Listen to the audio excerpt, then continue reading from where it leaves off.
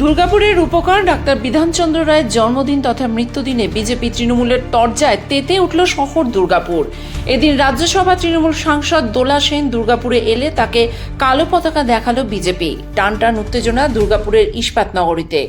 অন্যদিকে পাল্টা বিজেপিকে শানালো তৃণমূল।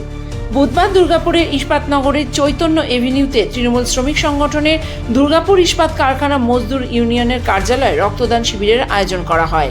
সেখানেই উপস্থিত ছিলেন রাজ্যসভা তৃণমূল সাংসদ দোলা সেন। তিনি যখন সেখান থেকে বেরোন তখনই বিজেপির কর্মী সমর্থকরা কালো পতাকা দেখিয়ে দোলা সেন হায় হায় দূর হটো স্লোগান দিতে থাকে।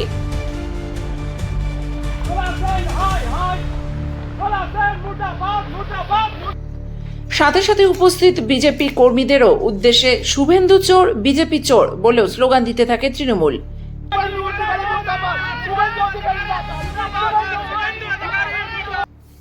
এই বিষয়ে দোলা সেন বলেন, রক্তদান শিবিরেও যাব না। আজকে ডক্টরস ডে, আমাদের সম্মানীয় বিধান রায় যিনি দুর্গাপুর তৈরি করেছেন, সারা পশ্চিমবঙ্গও তৈরি করেছিলেন, রূপকার, তো তার আজকে জন্মদিন এবং মৃত্যুদিন। ডক্টরস ডেতে আমাদের এই ডিএসপি মজদুর ইউনিয়ন বহু বছর ধরে রক্তদান শিবির করে। রক্তদান শিবিরেও আসবো না, এটা তো প্রশ্ন।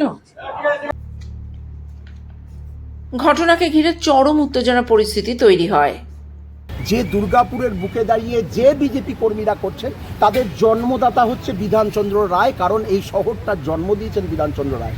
তাকে যারা অস্বীকার করে, অর্থাৎ নিজের জন্মদাতাদের যারা অস্বীকার করে, নিজের শহরটাকে যারা অস্বীকার করে, তারা কি দুর্গাপুরের প্রতিনিধিত্ব করবে? অনুষ্ঠান হচ্ছে, এখনো প্রশাসনকে দেখতে পেলাম না। ওই যে প্রশাসন এখন আপনাদের সামনে গাড়ি নিয়ে এসছে, যখন হলো তখন পালিয়ে গেল। এই হচ্ছে, বলছিলেন না আইনের শাসন, আমাদের মুখ্যমন্ত্রী বলেন না আইনের শাসন, আইনটা তৈরি করেন বিজেপি আর সেই শাসন আমাদের হচ্ছে। এখন আমরা দেখেছি যে এই দুর্গাপুরের শান্ত মাটিকে, এই দুর্গাপুরের শান্ত ভূমিকে, শান্ত পরিবেশকে অশান্ত করতে তৃণমূলের দুষ্কৃতী দোলা সেন আজকে এই দুর্গাপুরের মাটিতে আজকে শুভ দিনে পা দিয়েছে। আজকে ডক্টর বিধানচন্দ্র রায়ের জন্মদিন, এবং সেই জন্মদিন আমাদের দুর্গাপুরের প্রত্যেকটি জায়গায় পালন করা হচ্ছে, উদযাপন করা হচ্ছে। এই সময়ে, এই আজকের শুভ দিনে এই কলঙ্কিনী দোলা সেন আজকে আমাদের এই দুর্গাপুরের মাটিকে কলুষিত করার জন্য এসছে। দুর্গাপুর থেকে সনাতন গড়াইয়ের রিপোর্ট, আমার কথা নিউজ।